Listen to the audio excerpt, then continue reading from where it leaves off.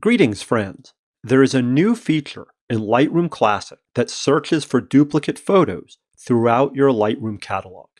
Finding unnecessary duplicates is a great goal, but I urge you to be careful with this new tool. In this tutorial, I'm going to cover what the new Detect Duplicates mode does well, and I will show you some of the scenarios where it's easy to make mistakes. There's a lot to unpack here, so let's jump right in and let's get started. I want to make it crystal clear that you should not mess with the new Detect Duplicates feature unless you are sure that you have an up-to-date backup of all of your photos and your Lightroom catalog. If you've been fooled into believing that this placebo is actually protecting your images, then you are not ready to proceed with this tutorial. So I'm going to move right along, but please don't go deleting anything until you have something more robust than just this.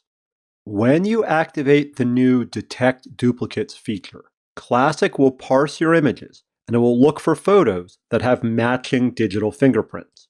This type of pixel by pixel matching takes a lot of time, so expect to wait minutes or hours while this feature indexes your entire catalog. Once the duplicate detection has finished crawling through your images, it uses 3 criteria to determine a perfect match. First, notice that each of the duplicate stacks only includes matching file formats, DNG to DNG, JPEG to JPEG. Don't expect this tool to pair up a RAW file with a visually similar JPEG. Likewise, uncropped pixel dimensions matter. If you have a large JPEG and a smaller version of that same photograph, then these two photos will not be stacked together because the size of their fingerprints differ. But here's the cool part. This tool is smart enough to detect that files like these, a color image plus a black and white image, are actually the same identical RAW file. Let me reset the develop settings on the black and white copy so that you can see that these are indeed the same underlying image.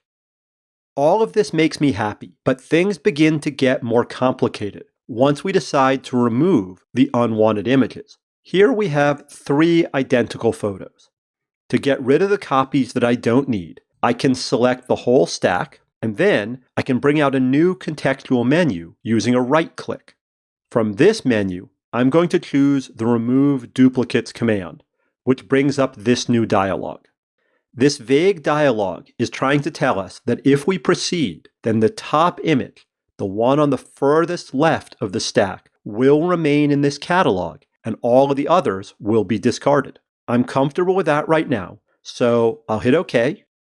This dialog has confused Classic users for years, so let me quickly remind you that remove in this context means to discard everything that this catalog knows about the selected images, but to leave these files somewhere on your hard drive. Delete, on the other hand, means to discard everything that this catalog knows about these images and then to move them into your computer's trash can. Since these photos are truly unnecessary duplicates, the choice that makes the most sense is the delete from disk option. That was pretty easy, so let's get right into another set of examples. In this stack, there are 2 identical images. Kudos to Adobe for figuring out that these are indeed duplicates, even though one of these is a cropped and improved version of the other. The problem here is that the original, meaning the image at the top of the stack, is the one that I have never edited, and the duplicate is the one where I've done a lot of hard work. If we do the same thing that we did last time, and I pick that Remove Duplicates command, then the one where I did all of my work is the one that will be lost. Now, there are a couple of ways that I could avoid this calamity, but the easiest in this case is to right-click on the second image and then to use the new Set as Original command. As you can see, this command swaps the order around within this stack. So now, when I invoke the Remove Duplicates command, it's the one that I have not edited that will be sent to the trash.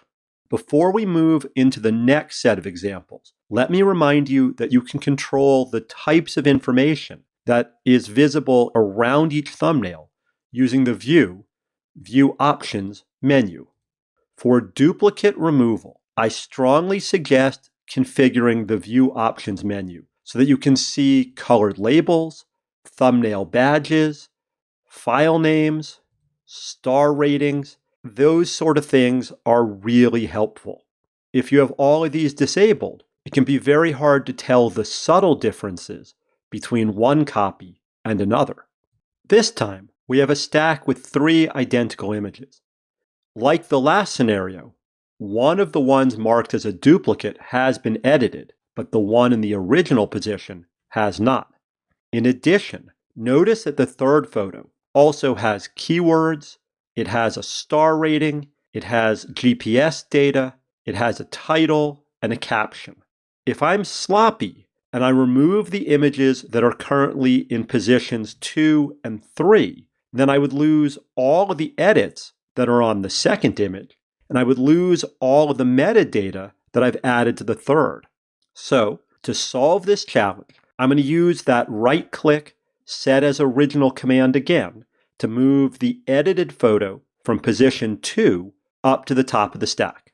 Next, I need to click on the version that has all of the helpful metadata, and then I'm going to use a command click on a Mac or a control click on a PC to include the top image in this selection. Remember in Classic that when we have multiple images selected, that it's the one with the brightest frame that Lightroom considers the most selected.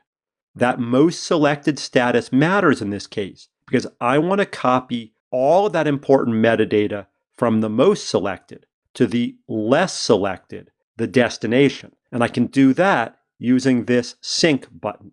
In here, I'm going to use the check filled button so that every bit of descriptive information that I've added to the third photo will be copied to the original. I can hit synchronize, and now the original has both my edit settings and all of that information. Now that the image at the top of the stack contains everything that I've done, I can finish the delete duplicates process, and I can delete the 2 I don't need without losing anything. That wasn't too hard either, but with each pairing, you have to ask yourself, what might I lose when these duplicates get thrown away? Descending down to the next circle, let's consider this pairing. Here, we have a set that appear to be identical. All 3 of these photos look the same, and all 3 of them have the same keywords. The difference between these images is in their collection membership. The image at the top position is not included in any collections. It's really subtle, but do you notice this tiny badge here? This is the collections membership badge. And this file, the second one, is part of the very important photos collection. And the third one is part of both the Do Not Delete Me and the Mission Critical image collections. If you missed this detail, and if you removed these 2 duplicates, then all of that collection membership info will be permanently discarded. For someone who relies heavily on collections and collection sets as a fundamental part of my image organization system, this would be a major setback. To make things worse, collections are not a type of metadata. So the sync metadata button that we used with the last example is useless in this scenario. What we need is a tool that can copy and paste collection membership from one image onto all of the others. Unfortunately, Adobe has never made a copy and paste collection membership feature. So I made my own.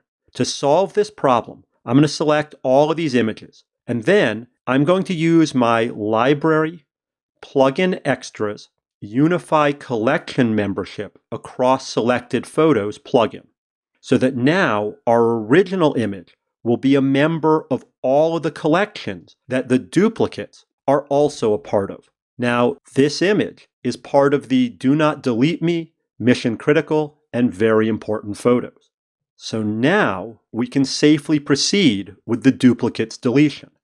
If you're interested in using my Unify Collections membership plugin, you'll find a download link for members of my Focus Photo School community beneath this video. On to our final conundrum. When Adobe built this new Detect Duplicates tool, they intentionally told it to ignore virtual copies. In some ways, that was a wise decision, since virtual copies take up no disk space. On the other hand, this creates one more layer of complexity. Look carefully at these two duplicate images. As you can see, they're visually identical. Their settings, their keywords, also identical, and both are part of the same collection. So you would think that I can remove the second one without any fear. It's only at this late stage of the game that any sign of the damage that I might do to myself finally appears. If you're not paying really close attention, then you could easily miss this tiny little vague message. Now that you've seen it, I'm going to tap on the cancel button. And to show you what's really going on here, I'm going to right-click on this photo. I'm going to use the Go to Folder in Library command, and I'll leave the Detect Duplicates mode so that you can see that this image has multiple virtual copies attached to it.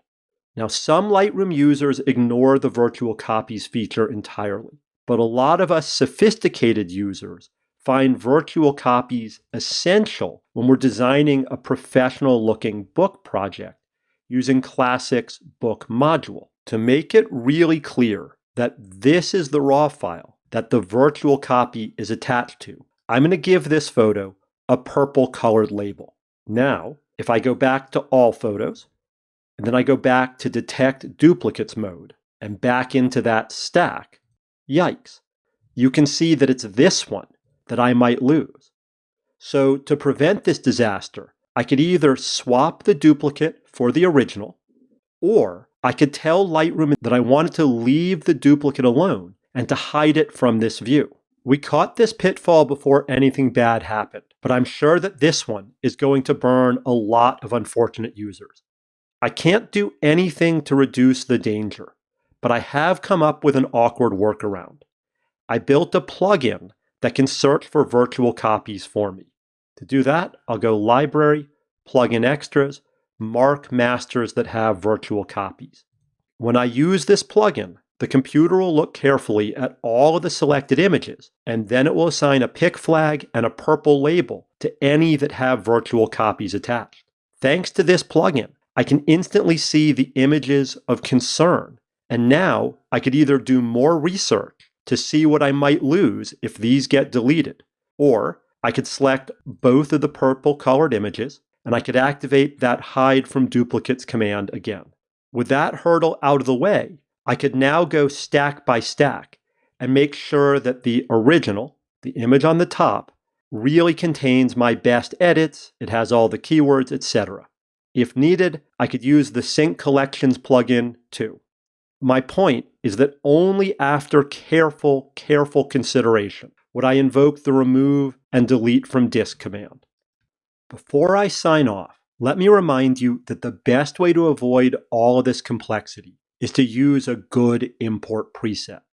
If you use a preset that guarantees that this Don't Import Suspected Duplicate command is active for every memory card, every time, then you shouldn't need to use the new After Import Detect Duplicates command more than once every couple of years. I hope you found this video helpful. If you learned something today, then please leave us a like or a comment down below. And don't forget to subscribe to this channel. Thanks for watching, and I'll see you in our next tutorial.